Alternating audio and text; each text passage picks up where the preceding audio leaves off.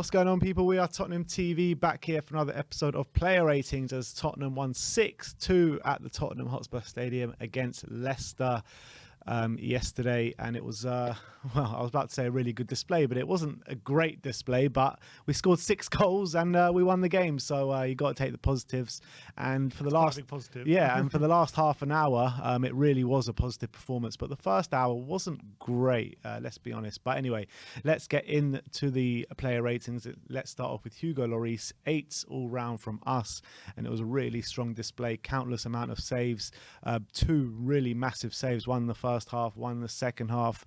He was really commanding from the crosses as well. I mean, it seems to be a constant theme now with Lloris, where the crosses comes in and he's catching them really well. So big up to Hugo, another really strong display. Yeah, and obviously he saved a penalty once before he got retaken, which was a massive shame for him. But saved it illegally. Yeah, stepped off his line, which was unfortunate for him. But he made some really good saves, especially from Maddison, who seemed to have a bit of a personal battle throughout the game. He had about 2 or 3 saves made from Maddison, then one in the second half, a diving save for a Daka header. And if it wasn't for Hugo, this could have been a different game in terms of the scoreline. Luckily, he was in top form. Couldn't have done much with either goal. Obviously, a penalty and then a sumptuous finish from Maddison. So not much he could have done, but a really good display. And I think he's been in good form recently, apart from that West Ham game. Yeah, literally, apart from that West Ham game, he's been stellar this season. Let's move on to Davinson Sanchez, 5s all round from us. I mean, started the game terribly with his miscontrol that let the ball run away from him, and then a few seconds later he's diving into the box to concede a penalty, which was most definitely a penalty. After that, he did grow into the game. He scored a goal which he fouled the keeper, which was obviously ruled out. He hit the bar as well from a corner, which was actually a really good save from Danny Ward. But then again, his defensive frailties were showing, where he let Daka in behind him and lost the ball there, which Lloris made a good save from. And he looked shaky at times, but it was like a very up and down game from Sanchez yesterday. Yeah, there's a reason on 58 minutes he got taken off by Conte, and it wasn't to do with fitness or fatigue or anything like that. It's because of his performance. And I think it was just before he got taken off, I think Barnes absolutely spun him down the wing, and they created another chance, and I think Conte decided at that moment time to hook him off. And that first half mistake encapsulated why everyone gets frustrated a lot of the time with Sanchez, because even when he is defending well, he just has moments like that where you can't legislate for it, and it's just a big mistake. And also, I don't think he's as good in the system as our other centre-backs in terms of how we want them to play. But he's unlucky not to have had 2 goals. I think he was unlucky with the goal not to have been ruled out off Ward for the foul. It was harsh, wasn't it? It was really harsh. He did have an arm on him, but it was a bit harsh. It could have been given. And then he hit the bar, which was an unbelievable save from Ward. Fingertips tipped onto the bar, so it could have ended up the game with 2 goals. Would be probably seeing a different tune to Sanchez if that would have happened, but wasn't to be. And the highlights will be his penalty conceded. Yeah, let's move on to Eric Dier. Sim gives him a 7. I gave him a 6. Obviously scored that goal with a really nice header to put us 2-1 up in the first half. Apart from that, I thought he defended all right for the most part, commanding that back line, trying to spray the ball out left and right. But I felt like he could have done a lot better for Maddison's goal, to be honest. For Maddison's goal? What, if Maddison got ahead of him? You got to say that's just a phenomenal finish. No, the finish fine, but he let Maddison get ahead of him. Yeah, I think 9 times out of 10 that doesn't go in. So then you say it's good defending, but no, I get what you're saying. He got in front of him, but I think Dier had a pretty good game in my opinion. I didn't have too much to complain. I would have given him a 7 if it wasn't for that Maddison moment. I just marked him down for that. I know it was a sensational finish like that, but you can't be letting the attacker get in front of you like that. Fair enough. I think he had a pretty good game. I think she was actually a bit of an improvement of late. I don't think he had as many errors as he's had recently, and obviously he capped off getting called up to England squad with a really nice header, and a few times were aiming for him at the front post, and he did really well. And he nearly nodded another one in at the near post, which Ward ended up saving. So it definitely seems a tactic, and I didn't think he was too bad, but I think the guys around him weren't so great, especially on the right hand side. Yeah. Let's move on to Clement Longley. Sim gives him a 7. I gave him a 6. And there were a few really good moments in there from Lenglet where he's driving forward, he's showing his distribution qualities, but I just don't seem to see it enough from him. When you know he's got that quality, I want to see him do it a lot more than he has done. And it was only like a sample size that we saw yesterday of him really driving forward. I thought defensively he was all right for the most part, but when I can't remember who it was charging down that right hand side to cross it in for Maddison, but he should be there trying to back up Sessegnon, and he just wasn't. I think he did pretty well. He actually blocked quite a few shots in that first half, which which needed blocking, and I think he did really well in that aspect. But I feel like a few times he was trying to charge on the left-hand side like Davis does on the overlap, and he got caught a couple of times, and one of them nearly cost us where Daka went through on goal, and luckily his finish was really poor. But there was a few times Lenglet was getting caught on the left hand side. I think it kind of improved in the second half. It wasn't happening as much, and maybe it's because he wasn't being as adventurous. But by and large, I think he was all right. I think his quality when he's passing out the back and even clearing the ball and things like that is a lot better than Davis. And we're going to be seeing a lot more of him now. Davis is out for 3 weeks, or I guess an international break, so maybe not as much. But he is injured at the moment, so it looks like Lenglet could be in for a bit of an extended run in the team potentially. Yeah, well, he'll probably most definitely be playing the North London derby, so big test for him there. But let's move on and let's talk about Ivan Perisic. 6s all round from us, and you're talking about an up and down game from a lot of players, and Perisic was no different. I thought that his attacking qualities were on display yesterday. The amount of times he was charging forward down that left hand side, down that right hand side, and trying to make stuff happen. Obviously, he put 2 brilliant crosses in from corners, one that led to a goal and one that led to the disallowed goal for Lloris and Sanchez. But I felt like defensively he was all at sea a lot of times yesterday. A lot of, for the penalty, he got breezed past when Sanchez dived in after that, and that moment happened quite a few times. He got breezed past quite a few times yesterday. Yeah, if you're talking about attacking wise, he's probably an 8 out of 10, and then you're talking defensive wise, he's probably a 4 out of 10. And that was kind of his game yesterday for Ivan Perisic. I thought, especially in early parts in the game, he was really giving them a lot of trouble down that right hand side, and it showed that for me. He can play in that role, especially offensively. He didn't have a problem getting in good quality crosses. He didn't have an issue taking on his man or anything like that. And he actually was a big threat, but defensively, he was definitely exposed, that's for sure. He was beaten a couple of times. He was diving into silly challenges, which he didn't need to do. And hopefully that doesn't happen too often, but I think he probably, you would argue, makes up for it in how good he is offensively. But going backwards, he wasn't great. And I think that's the reason Conte took him off after an hour, not Sessegnon, because I think maybe he was a bit more of a liability than Sess, potentially. Yeah. Let's move on to Rodrigo Bentancur. 8s all round from us. And it was definitely a game of 2 halves for Bentancur yesterday. I thought he was really sloppy in that first half. Didn't really contribute to much. But second half was a completely different story. You saw the energy, the drive, the application as well. And obviously you saw that in the first few minutes of the second half where he got his goal. Really great tenacity to win the ball off Indeed in the middle of the park, and then he drove forward and slotted the ball really nicely under Ward. And after that, I mean, he just came alive in the game. He laid on an assist, could have had another assist on the day as well, and he was just driving forward at all times. And I thought when Bissouma came on as well, really let the shackles off Bentancur. So really good display in that second half. Yeah, and I'm really happy with his goal that he didn't pass it to Kane. He had the confidence to go himself, because I remember back end of last season when he goes, this is a very similar situation against Norwich, throw on goal, and he didn't have the confidence to take it on. He tried to square it, and obviously we ended up scoring, but it was probably the wrong decision even though we scored. And this time he's 1-1 the keeper. He does have Kane to his left, although it would have been a difficult pass, but he had the confidence to take on himself, and it was a great finish. As much as it's, people call it easy, he didn't have a big gap to aim for, just in between the posts, and he had to go in off the post to go in, otherwise Ward might have been getting it. So very good finish from Bentancur, and this is the Bentancur I want to see more of. Him driving forward, him using his passing ability to set chances up and be more offensive, because I've said it so many times, he's got such good ability, and I feel like he just either doesn't have the confidence or maybe, I don't know if it's instruction, but he never he doesn't pass anywhere forward or progressive enough for my liking. And I think with his quality, he can be getting way more involved in offensive attacks, like Hojbjerg does. And I think he doesn't do it enough, Bentancur, and I think he should. And he proved yesterday in the second half how effective he can be when playing Son for on goal and charging forward and being and those powerful driving runs as well, are very difficult to stop. So really good from Bentancur. I was really happy with the second half performance, and I just want to see more of it.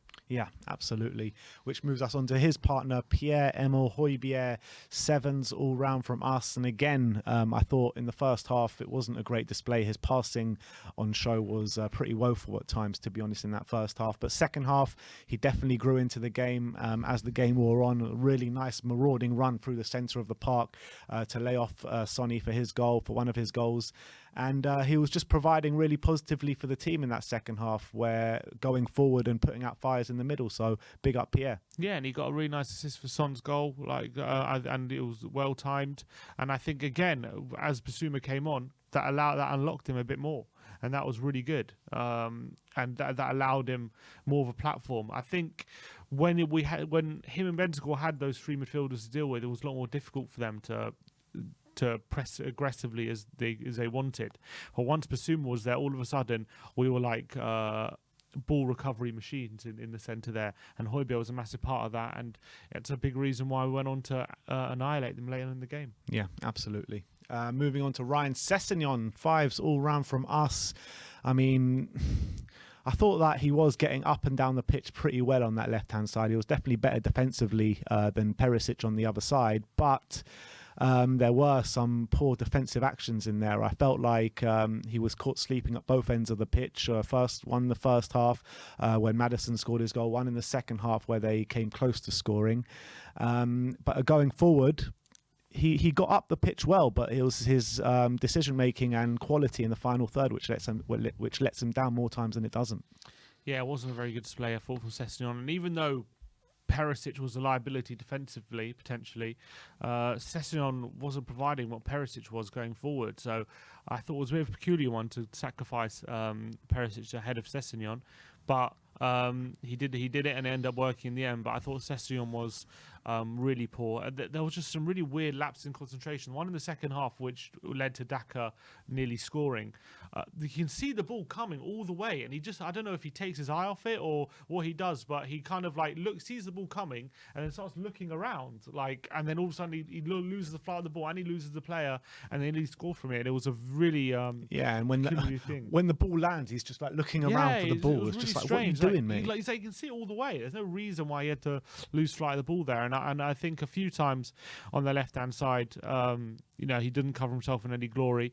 But apart from those moments, I don't think he was terrible. He was fairly consistent on the left-hand side, so it wasn't like a disaster class, but definitely a lot of elements to improve on. And I don't think he was getting in those offensive positions enough or to hurt Everton like Perisic was. But still wasn't horrendous, but a lot to improve on. Which moves us on to Richarlison, 6s all round from us. It was his really hard work that won us that corner that obviously we scored. I think it was our equal. No, it was a 2-1 goal, wasn't 2-1, it? Yeah. That we scored that goal. Really hard work to win that corner, so that was really good. And he was full of hard work in that first half, but it was more of huffing and puffing without really being able to blow the house down from Richarlison. And ultimately, he got taken off early on in that second half. Yeah, and I thought, look, he tried really hard. He didn't really provide too much of a proper threat against Leicester. In terms of actually scoring, or he maybe threatened to assist, but didn't really threaten to score. I don't remember any shots he had. Occasionally, again, his passing was letting him down. His first touch occasionally as well was a bit frustrating, but when he does face up a defender, he does definitely look dangerous. But I don't know. For me, it kind of showed the levels a bit when that Son comes on and when he scored a hat-trick. And we keep praising Richarlison for his impacts. And fair enough, like he's done well when he's come on. But like that just shows the difference in quality between Son and Richarlison. That Son can do that. Like Richarlison has levels to go before he can hit anything like what Son can do on the breakaway. Even when even when we talk like a good impact, that's nothing like what we have. So I still think it was okay. Tried his hardest, but probably one of his weaker performances. Yeah. Let's move on to Dejan Kulusevski, 7s all round from us. Absolutely sublime assist with that short corner. And that is literally what we've been accustomed to seeing with Kulusevski. I mean, how many times have we seen him put in balls like that? And they're always pinpoint right on Harry Kane's head this time. Just that whip all the way to the back post. Absolutely lovely. Apart from that, I mean, I thought in the first half he was probably our most dangerous player going forward, where he was trying to get us into the box, get us further up the pitch with his creativity, but kind of weaned out the game until he got taken off. And that that cross is becoming a staple of Kulusevski, isn't it? And he's really giving us a threat from short corners now. I feel like they can't afford to allow him to get the cross in, Kulusevski, because he always gets it pinpoint onto the back post with his left foot. It's so dangerous. I thought he linked up really well with Harry Kane as well at times, and with Ivan Perisic on that right hand side in the first half. But unfortunately, he kind of. Obviously, Richarlison got taken off first, but it looked like it was only a matter of time before Kulusevski did. And I think it was more to do with the change of formation because he wanted 3 in the middle, but didn't have the same impact in the second half. But still, he showed his weight in gold just with that one cross. And I think he played a pretty decent game overall. Yeah. Let's move us on to Harry Kane. 8 all round from us. Obviously got his goal against Leicester, which he always does, with a really nice header at the back post. But in the first half, I thought he was a bit sluggish and sloppy apart from that goal. Second half starts, and again, I thought it wasn't great from Harry Kane. But as soon as the changes were made, 3 goes in the middle and Sonny comes on, I thought it completely changed for Harry Kane and something clicked in his mind. And he was just unplayable at times. There was that one moment on the left-hand side where he hit it over his head and spun round the player and took it past 2 or 3 men after that, which was brilliant to see. The link-up play with Sonny was back at his best. He laid an assist on for Sonny as well. So I thought he was absolutely brilliant in that second half. Yeah, I agree. And obviously he did get his goal, which he always does against Leicester. I think that's 18 goals now against Leicester in the league, which is incredible. But I didn't think it was terrible, but I guess it was just more of a case of Spurs in general not being the best, and he was just a big part of that. I still feel like whenever he gets the ball, his passing is brilliant. He's spraying out wide to Kulusevski, spraying out wide to Sessegnon, and pinpoint passes, but he didn't really threaten Leicester up until late in that second half when he was really starting to get involved with the game. When we had the 3 in the middle and those 2 up top, he just had a lot more space to play, and he also found him to. I think when he's got Richarlison and Kulu next to him, he doesn't maybe have those runs that Son provides, and all of a sudden that opens up space, and he can either pick the pass, which he does every time, or he can use the space to his own advantage. And I think he did that, and I think he was a massive danger of that last half an hour or so. And that's now 6 league goals in 7 games. Good start to the season. Must be his best start to the season ever. I can't remember a better start. Yeah, actually, this start of the season for Spurs now equals the start we had under Pochettino in the last year at White Hart Lane. So it's actually unbelievable. And that year we ended up with a record points of 86. But Harry Kane, it must be his best start to the season because he never scores in August. Yeah, exactly. So it must be. Let's move on to the substitutes now, starting off with Emerson Royale, 6s all round from us. And I think he came on, didn't do anything crazy, but kept things solid at the back.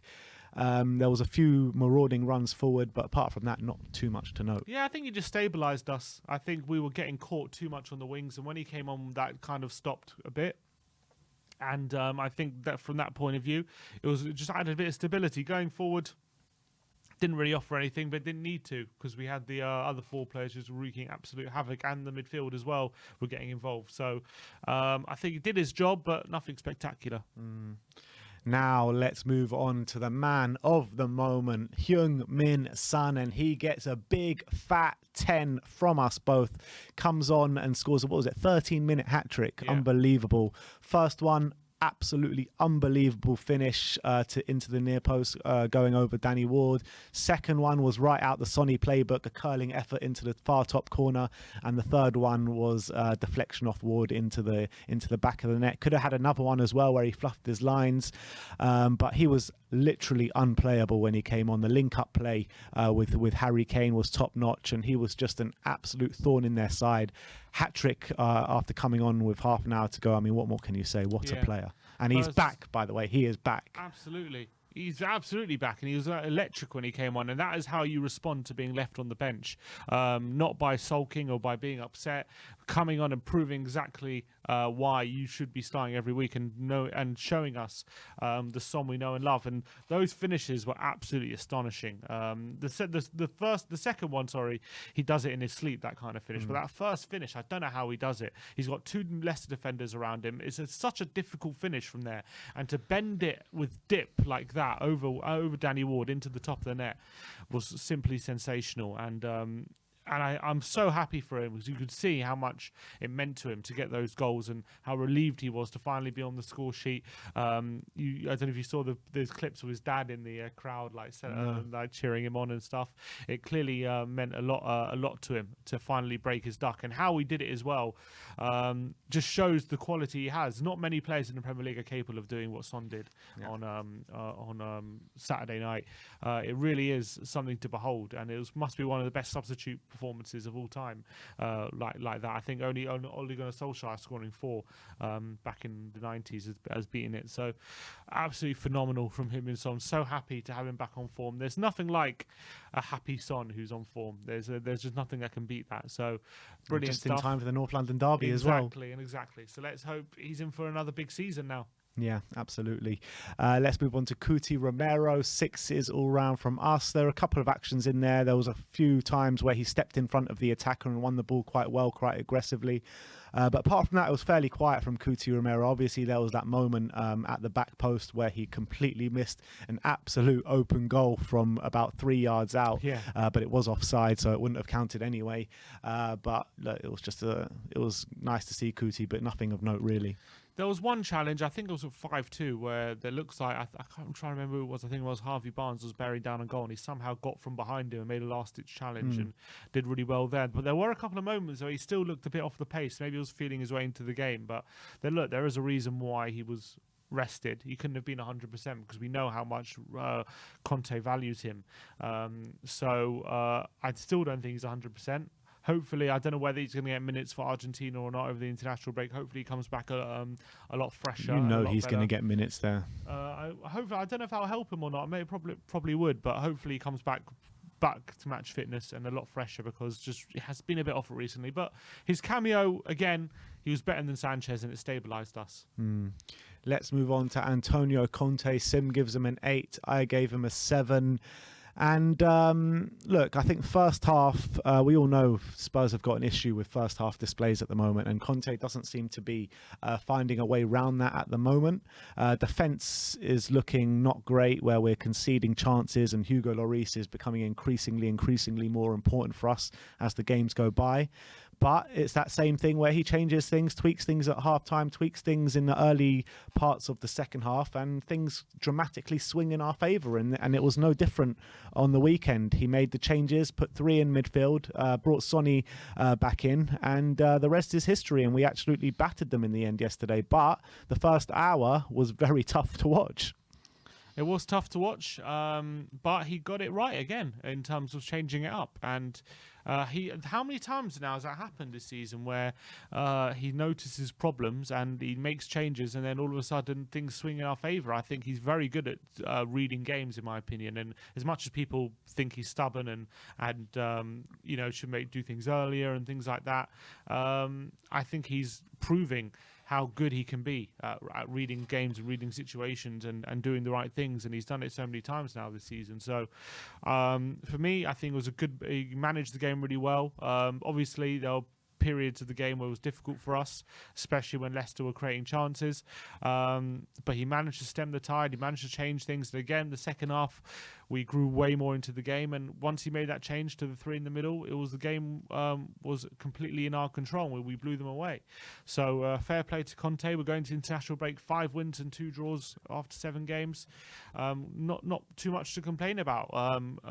Third in the league, going well. So I think in the end you got to be happy with how the game turned out. Yeah, no, I completely agree with that. But, he needs to figure out a way to start the game strongly from the off, because I do feel like if we come up against the side that can attack really well and maybe hold us off for a little bit, then we could be going into second halves of games thinking, we got a lot of work to do here. We'll be 1 or 2 goals down, but it hasn't happened as of yet. So you've got to give praise to Conte and the way he changes things in the second half. But I am slightly concerned about our first half performances.